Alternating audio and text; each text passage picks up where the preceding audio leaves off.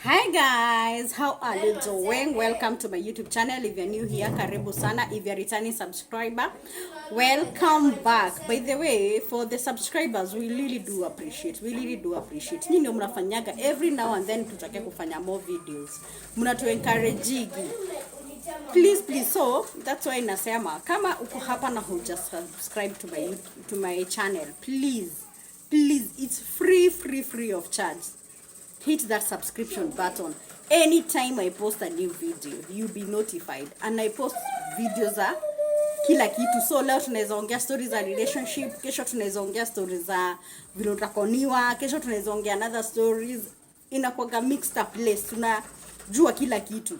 So like leo nataka kuongelelea nini a new trick ya kuscam watu iko kwa mat. Na hii the new one ni mbaya cause hii inaweza kupeleka mpaka jail. Inakupeleka mpaka jail, unaweza fungwa maisha. So si ati ni story yangu, ni story nilisikia na mimi nikasema mimi ni nani, I have to share with my YouTube people. So hii story ilikuwa hivi, let me tell you. Sasa huyu jamaa aliamka tu vizuri. Vile mtu anamka tu asubuhi, akaamka tu asubuhi vizuri, akaenda kulan errands. Sasa okay, anakuaga na gari. So, but for that day hakuwa anatumia gari yake ilikuwa imespoil. So he decided wacha atumie nini? Wacha atumie mat. Atumie matatu, public means that is. Kusema atumie mat, akapanda mat, wakapatana na jamaa kwa gari, wakaanza kuongea hizi stories za politics and all that. Wakaanza kuongea hizi stories za sha hizo vitu za sha. Wakaanza kuongea na waka become a friend. So when they become friends, huyu jamaa akamwambia, acha simu yangu inaenda off and there's someone I was to call. So unaweza nisaidia na simu yako nimpigie cause tulikuwa tukutane. This guy innocently akampatia simu. Apige simu. Jamaa akapiga simu. Akamwambia hapana, simu yangu inazima. Hiyo pesa ulikuwa niwekee wapi? Niwekee kwa hii simu. Kwa hii namba. Mimi nakwambia shetani akikuja sometimes anakujaga amevalia suti, unashangaa. Unasikia tu ni kama unaweza tuambia dunia tu ipasuke ikumeze, kwa sababu hii story mali inaenda. Wallahi utakuwa unasikia tu mtu akikwambia umpatie simu yako unaogopa. Kwa sababu this thing it's not easy. Sasa jamaa amempatia simu, amepiga simu, imebaki sasa ni kutumiwa pesa. Sasa jamaa akatumiwa, okay, wakakaa wakipiga tu story, wakipiga story, pesa zikakuja zikaingia. Zilikuwa ni 11,500. Ilikuwa kitu kama hiyo 11,500. Jamaa katumiwa kwa simu yake. Sasa huyu jamaa, one thing ukumbuke, huyo jamaa alisema hana simu. Simu yake imefanya nini? Simu yake imezima. Na ameambia ule friend yake ama con mwenzake, I don't know, ama wale okay, utajua tu story vile inaenda. Akaambia huyo mwenye alikuwa anapigia simu amtumie nini? Amtumie hiyo 11,500. Kwa nini? Kwa simu yake.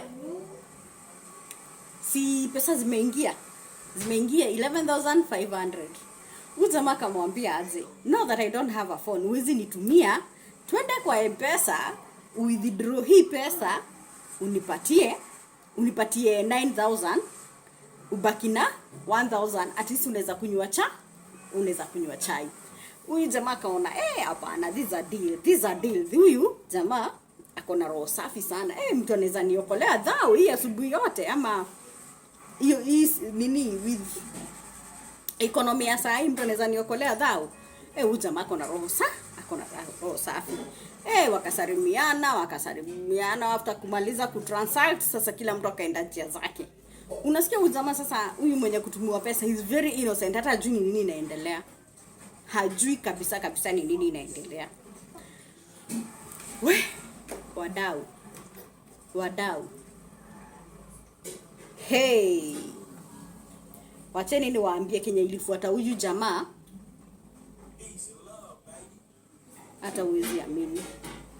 Hawezi amini. What happened?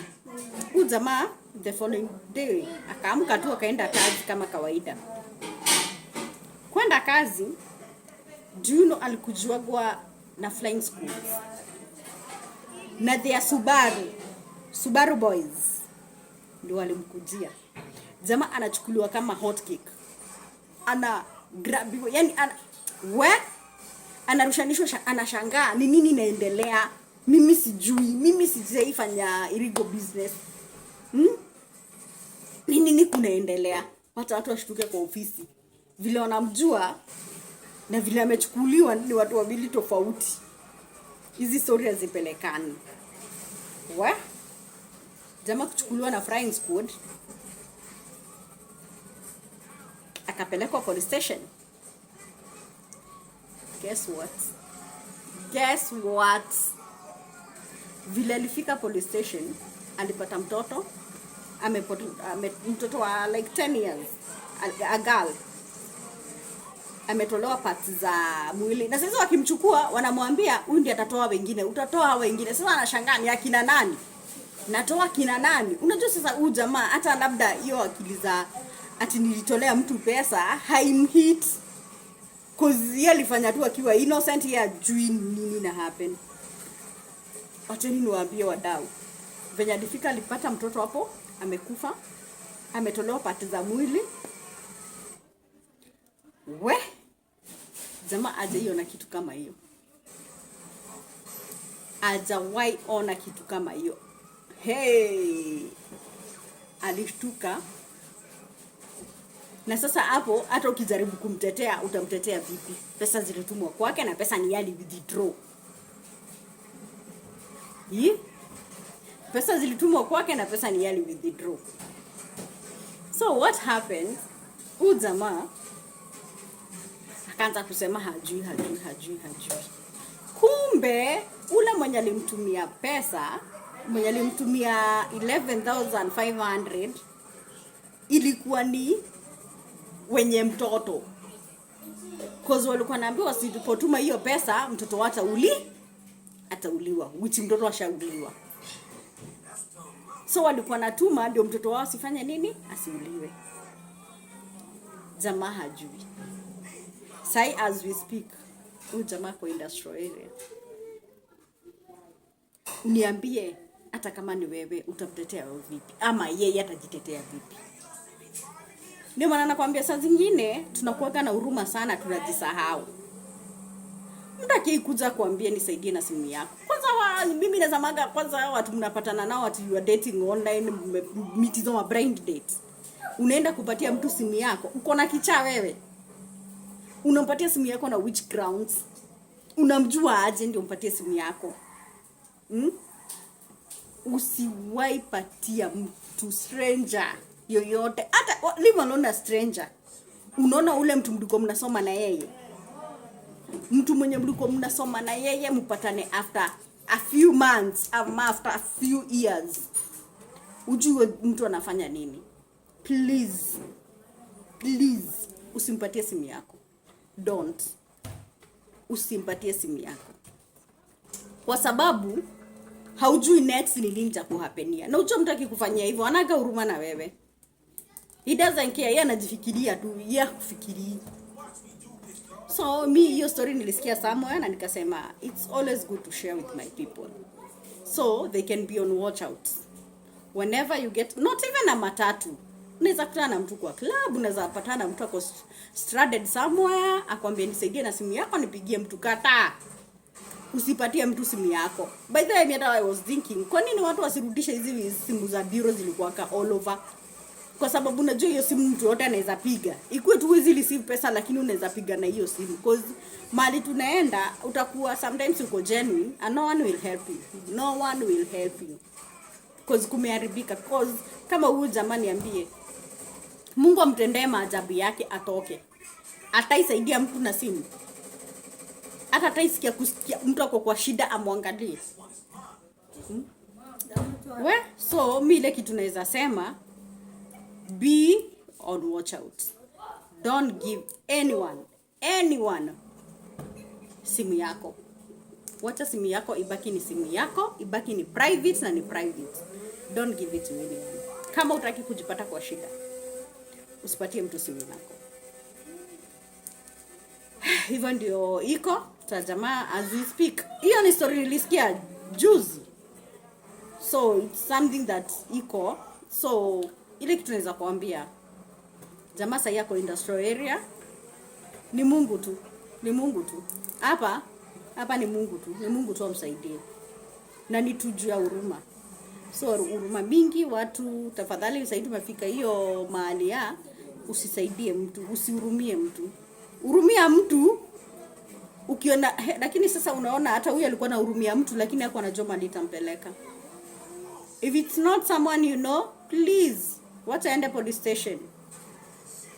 Wacha aende police station, atasaidika huko. Atasaidika huko. Mimi hivyo ndivyo naweza sema for now. Na imagine kuna the same story shay happen here. Another lady tulikuwa tunawak na yeye.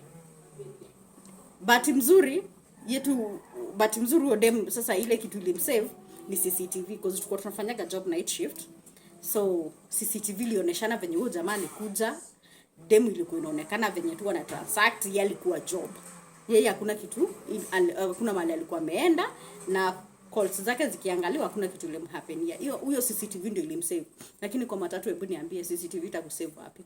Na hii story nakwambia ni story ya 2014 if I'm not wrong. 2014 alishikagwa demo, alikuwa anafanya night shift, akashikagwa akiwa kwake. Alishangaa pia alikujua na my friends code, akapelekwa kotini. Ni mtu alikuwa ameua, but venye alipelekwa ndani kufuatilia hiyo kesi ikapatikana yeye CCTV inaonyeshana all that time ni huyo jamaa alikuja. Inaonekana mpaka venye jamaa alikuja wakaongea na yeye ndio wakatransact the exact time.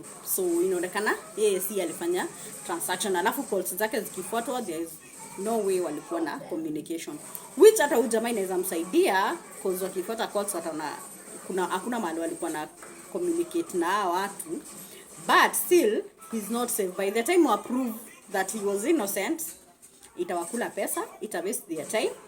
So please mimi nimewambia hiyo niwasaidie. Nilisikia somewhere nikasema it's always good to share with my people on YouTube, ndio wako on watch out. Yes, we have come to the end of the video and it's a wrap. Bye bye.